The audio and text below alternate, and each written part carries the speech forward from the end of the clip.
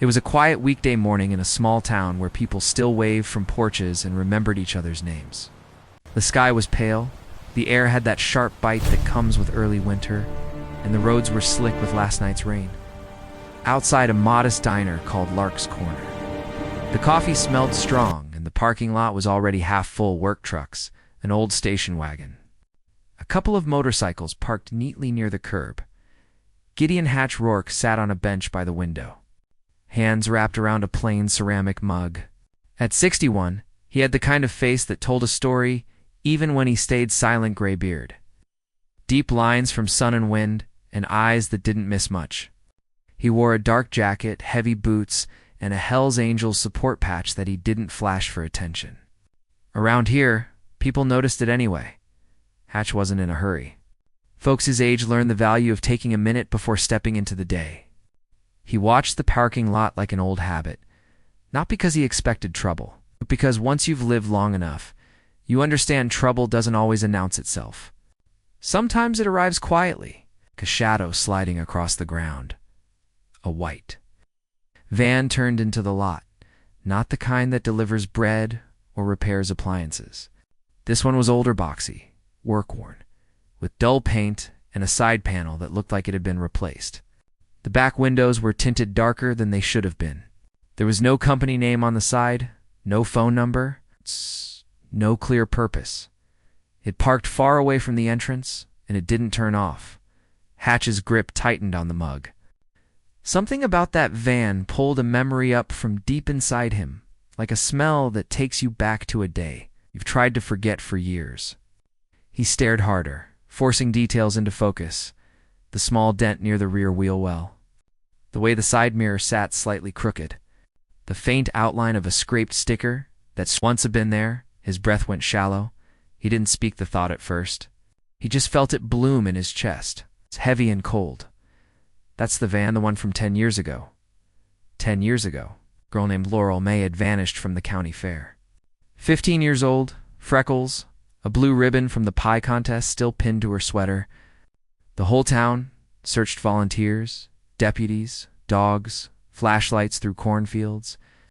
Parents kept their porch lights on for weeks, like it might guide her home. They never found her. But Hatch had seen something that day. A white van idling near the far edge of the fairgrounds, too far from the rides to be normal, too patient to be innocent. He had been walking back to his bike when he noticed it. He'd even taken a step toward it. Then someone called his name, and he turned away for just a second. When he looked back, the van was gone. It had gotten away. That moment had lived in him ever since saw an old man's regret. A biker's unfinished business, a human being's haunting question. What if I had moved faster? Now on this cold morning, the same kind of van sat in front of him like fate had brought it back on purpose. Hatch set his mug down carefully, stood up, and walked out of the diner without rushing. Rushing makes you sloppy. Sloppy lets evil slip. He stepped onto the curb and looked around. The lot was calm. People were moving in and out with coffee cups and newspaper bags. Nobody was watching the van. Nobody was thinking about what a van could mean. Then Hatch saw it. A small face in the back. It's barely visible behind the tint. A child, not a toddler older. Maybe 12 or 13. A girl with dark hair, eyes wide, pressed close to the glass like she was trying to breathe through it. Her mouth moved soundlessly. And Hatch felt his stomach turn. She wasn't smiling. She was pleading. Hatch didn't have to hear it to understand it. Help, if you've ever been a parent, grandparent, aunt. Uncle Clement, don't look away, because kids don't get a second chance when adults hesitate. Hatch walked toward the van, steady and direct. As he closed the distance, he kept his posture calm, not aggressive. He didn't want the driver to panic and bolt. He wanted the driver to think this was just an old man walking by, when Hatch was close enough. He angled his body so the child could see him clearly. The girl's eyes locked onto his like she'd been drowning and found a hand. Her lips formed words again. This time he caught it. I don't know. Hatch's jaw clenched. He lifted his hand slightly, palm down, a quiet signal, stay calm. Then he looked at the front window. A man sat in the driver's seat. Mid-30s, Baseball cap, clean jacket, face turned slightly away like he didn't want to be recognized. His hands were on the wheel, but his shoulders were tense. That tension told Hatch everything. Hatch tapped the side of the van with two knuckles firm, controlled. The driver didn't open the window right away. He stared forward like he could pretend Hatch wasn't there. Hatch tapped again, then leaned forward and spoke loud enough to be heard through the glass. "Roll it down." The window cracked open an inch. Cold air slipped out. "What?" the driver snapped. Hatch kept his voice even. "Who's the kid in the back?" The man's eyes flicked quick toward the rear mirror. "My niece. She's fine." The girl shook her head violently behind the tinted glass. Hatch's voice lowered. "What's her name?" The driver hesitated just a beat too long. "Avery." Hatch's eyes didn't leave him. "Her last name." The man's expression tightened. "Listen, old-timer, mind your business." Hatch felt the old anger rise, the kind that doesn't shout. It settles. "When a child looks like that," he said, "it becomes everybody's business." The man's jaw worked. He was calculating again, like predators do. He glanced toward the lot exit, then toward Hatch's jacket. Noticing the patch, the driver's tone changed, less rude, more careful. "I don't want trouble," Hatch almost laughed. "Then you shouldn't be sitting in a van with a scared child." The driver's hand dipped toward the gear shift. Hatch stepped closer, placing himself beside the front fender, not blocking completely. Just enough that the driver had to think. This time, Hatch said quietly, "You don't get away. If you're watching this and your chest is tight, comment, bring her home. Because every family deserves their child back." The driver's eyes sharpened. "Move." Hatch pulled his phone out slowly and started recording, framing the driver's face and the license plate. "You should smile," he said. Cameras love confidence. Driver's nostrils flared. He reached for something near the console. Hatch's voice snapped into steel. "Hands where I can see them." For a second, everything went still. The parking lot sounds, doors closing, footsteps. Distant traffic faded behind the tension in that narrow space. The girl's palm pressed to the window. Fingers splayed like she was begging the glass to become a door. Hatch glanced at her again and spoke gently, loud enough for her to hear if the window carried sound. "Sweetheart, blink twice if you don't know him." The girl blinked twice immediately. Hatch felt his spine go cold and his mind go clear. He stepped back half a pace, keeping his body between the van and the lot exit, and dialed a number he hadn't dialed for something like this in years. The call connected on the first ring. "Dutch," Hatch said. A voice on the other end, older, gravelly, answered. "Hatch, you all right?" "No," Hatch said. "I'm at Lark's Corner Diner. I've got a white van in the lot. Child inside, looks like an abduction." "And Dutch?" Hatch's eyes stayed on the van. "It's the same kind of van from 10 years ago. Same marks." There was a pause, heavy with memory. Then Dutch's voice turned hard. "We're coming." Hatch ended the call and dialed 911 immediately after. He kept his tone calm, clear. "Possible child abduction. White van, older model, tinted rear windows, driver male, baseball cap. Location Lark's Corner Diner parking lot, County Road 11. The dispatcher asked questions. Hatch answered them all without taking his eyes off the driver.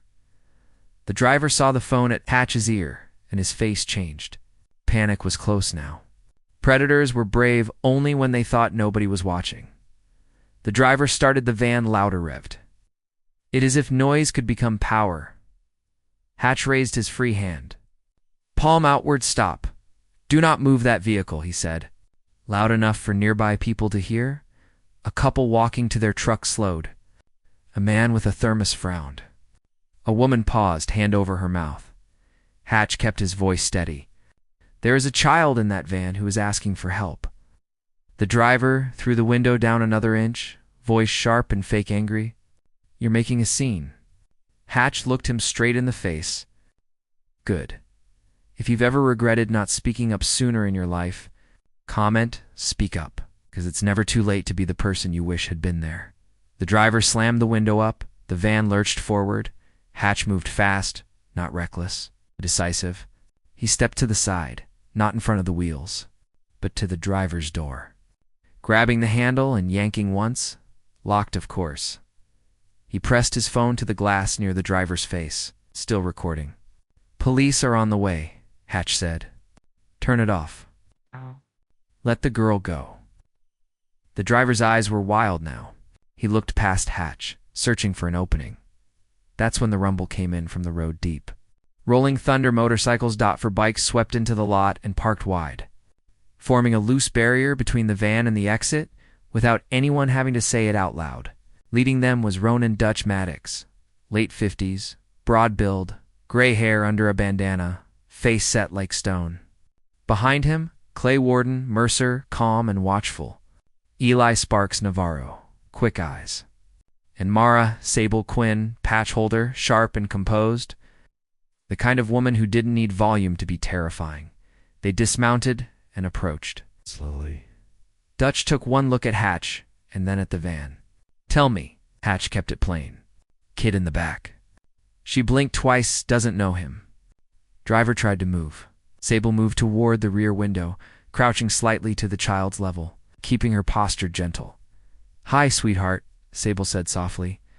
"My name's Mara. You're okay. We're here." The child's eyes filled with tears. She mouthed words again. Sable read them, and her face tightened. She says, Sable said quietly, "I don't know these people." Dutch's jaw flexed. Warden shifted his stance just enough to make the driver feel surrounded. Sparks walked a slow circle, reading the van like a mechanic reads an engine looking for plates.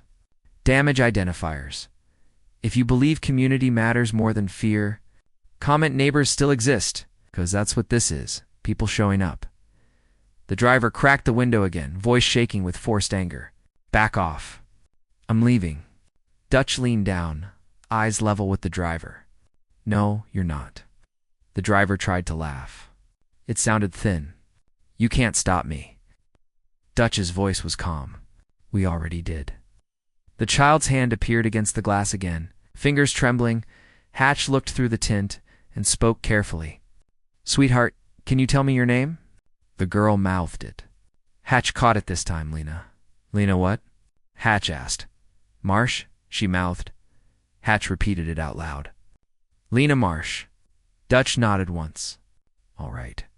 Sable took out her phone and showed the child the screen, typing large letters. "Is your mom's number in your head?" The child nodded quickly. Sable motioned gently. "Show me with your fingers." "One number at a time." The child lifted her hand. Forming numbers against the glass like a desperate code, Sable repeated them quietly and dialed. The phone wonged. Once, twice, then a woman answered with a strained, exhausted voice. "Hello?" Sable kept her tone calm. "Ma'am." "My name is Mara Quinn.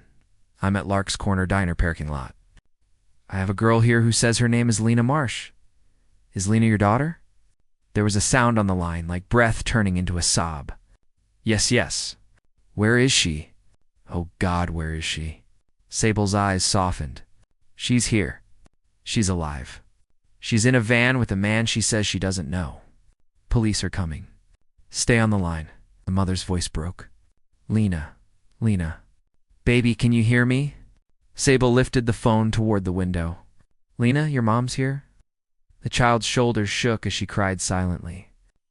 She pressed her forehead to the glass like it was the only way to touch home. Hatch felt his throat tighten.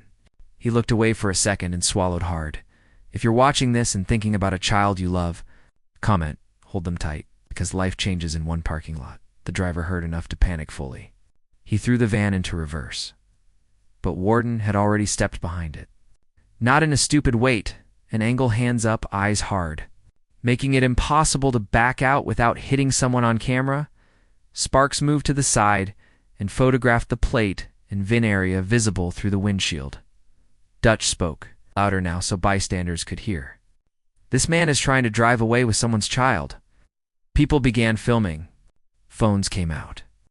A truck driver stood near his hood, staring with disbelief. The driver's window slid down and he shouted, "This is harassment." "She's my niece." Sable's voice cut through like a judge's gavel. Her mother is on the phone. You're lying. The driver's face twisted. He reached toward the passenger seat. Dutch's tone dropped. Hands up, now. The driver hesitated. Hatch saw the moment like a storm cresting. If the driver had a weapon, this could turn deadly. And then salvation arrived on 4 wheels. Police cruisers turned into the lot. Lights flashing, tires spraying water off the pavement. 2 deputies jumped out, then a third. One of them recognized Dutch immediately and stiffened, but then he saw the child's face at the window, and his whole posture changed. Step away from the van. The deputy shouted at the driver. Hands where I can see them. The driver froze. Dutch stepped back, palms open. Officer Child's name is Lena Marsh. Her mother is on the phone with Mara Quinn. Sable held up the phone. The dispatcher could be heard faintly. 911 connected. Confirming, the deputy nodded sharply. Unlock the doors. The driver shouted, no. I want a lawyer. The deputy didn't argue. He motioned to his partner, who pulled a tool and shattered the rear passenger window carefully. Sweeping broken glass away with practiced motions, cold air rushed in. Lena gasped like she'd been underwater. Sable reached in first, not grabbing, supporting. Easy, easy. They opened the door from inside and lifted Lena out. She stumbled, legs weak, but she was out. She clung to Sable's jacket like a child clings to a lifeboat. Lena's voice finally came out in a hoarse sob. I don't know him. Dutch turned his head slightly, eyes burning. You're safe now. They cuffed the driver. When they searched the van, they found what made the deputies go quiet. Zip ties, duct tape, a second phone, and a folded blanket with dark stains. Hatch's stomach dropped. 10 years ago, he'd seen a van like this, and it vanished before anyone could prove a thing. This time, it didn't get away. The deputy approached Dutch and Hatch, voice low. We need statements. You'll get them, Hatch said. The deputy hesitated, then spoke the truth. 10 years ago, there was a disappearance. Laurel May. White van suspected. Nothing solid. Hatch's eyes met his. I remember. The deputy looked at the van again. This one has out-of-county plates. Spark stepped forward. I got the VIN. You run it, you'll find the trail. Dutch's voice was steady. And you run that trail fast. Lena's mother arrived 20 minutes later, driving like she'd been chasing the end of the world. She ran across the lot and collapsed to her knees when she saw Lena. She grabbed her, sobbing, kissing her hair, holding her like she was afraid the air would steal her away again. Lena cried into her mother's shoulder. I tried to tell people. I tried. Her mother rocked her. You did. You did. You're here. Hatch stood a few steps back, hands in his pockets, feeling older than he had that morning. The mother looked up at him with eyes full of gratitude and fury at the world. Thank you for seeing her. Hatch nodded once. I know what it feels like when a van gets away. Her face tightened. What do you mean? Hatch swallowed. 10 years ago. A girl disappeared. I saw a van. I didn't stop it. Dutch placed a hand on Hatch's shoulder, firm and quiet. You stopped this one. If you've ever carried a regret for years, comment today counts, because redemption sometimes looks like simply not turning away this time. The investigation moved quickly after that. The burner phone inside the van contained messages, pickup instructions, meet points, coded names. The deputies looped in state investigators. Warrants were signed. Storage units were searched. Motel rooms were raided, and that's when the past clawed its way into the present, eh? State detective called Dutch and Hatch 2 days later. We ran the VIN history, she said. That van was registered under a shell company that existed 10 years ago, too. It's tied to a suspect we never had enough to charge. Your stop gave us probable cause to reopen Laurel May's case. Hatch sat down hard when he heard that. His hands shook not from fear, it's from emotion. 10 years. 10 years of a family living with an empty chair at the table. Dutch's voice was low. What does that mean? It means, the detective said, this time we have the van. We have the phone. We have the man. and we have a living victim who can testify. Hatch closed his eyes and breathed out slowly. Lena, once she was safe and calm, told investigators what happened. She said a woman approached her outside a library and claimed her mother had been in an accident. She said she was scared, confused, and her phone had low battery. The woman offered a ride. When Lena hesitated, a man came up smiling and said, "We're family friends." The van, then the lock, then the long drive until they stopped at the diner lot because the man wanted coffee and thought nobody would. Notice he thought wrong because Hatch noticed. And Dutch came, and the angels did what the system couldn't do fast enough. They made sure the van didn't disappear. Over the next week, arrests expanded. The man in the van wasn't alone. He was a runner, one piece of a larger network that had operated quietly across county lines for years, using normal places, libraries, fairs, supermarkets, because normal places make people lower their guard. When investigators searched the storage unit connected to the burner phone, they found old clothing, trinkets, and a blue ribbon from a pie contest. Laurel May's ribbon. Hatch stared at a photo of it on a detective's phone and felt like time punched him in the chest. Dutch sat beside him in silence. Sometimes old men don't need words. They need company. Laurel's parents were elderly now. When the state detective called them with the update, they drove to the station with shaking hands and red eyes. Carrying hope and grief like two heavy bags, Hatch watched from the hallway as Laurel's mother held the ribbon and sobbed. Laurel's father stared at the wall like he was trying not to fall apart in public. Dutch whispered to Hatch, "You gave them an answer. It's not the answer they wanted, but it's an answer." Hatch's voice broke. 10 years too late. Dutch shook his head once. "No, this time the van didn't get away. That matters. If you're older and you know how long 10 years can feel, common justice still matters, because time doesn't erase wrong, it just makes it heavier." Lena's rescue became the thread that unraveled everything. With her testimony and the evidence from the van, the state built a case strong enough to collapse the network. People who had hid behind clean faces and fake smiles were arrested, charged, and exposed. And for the first time in a decade, Laurel May's name returned to the town not as a ghost story, but as a case with truth behind it. Hatch visited Laurel's parents once, not to receive thanks, but to say what he'd carried. Laurel's mother opened the door and looked at him with tired eyes. "You're the biker," she said. Hatch nodded. "Yes, ma'am." She stepped aside and let him in. Their living room smelled like old books and lemon polish. Laurel's photo still sat on the mantel, frozen at 15. Hatch couldn't sit. He stood with his hands clasped. 10 years ago, I saw a van. I didn't stop it. I've lived with that." Laurel's father stared at him for a long moment, then said quietly, "We've lived with worse." Hatch swallowed hard. "I'm sorry." Laurel's mother's eyes filled. "Did you stop it this time?" Hatch nodded. "Yes." She exhaled like a dam breaking. "Then maybe Laurel helped save Lena. Maybe our girl wasn't forgotten." Hatch's chest cracked at that. He nodded, unable to speak. That night, back at the clubhouse, Dutch gathered the older members. Not a speech. A reminder, we're not young, Dutch said. We don't chase trouble for fun, but we will not watch a child get taken. We will not let vans slip away while people argue about politeness. Sable nodded. Kids don't need polite strangers. They need safe adults, Gordon said, and safe adults need to act. Hatch sat quietly, listening, thinking about the diner lot, the sound of the window breaking, Lena's gasp of cold air, the way her mother collapsed into her at 61.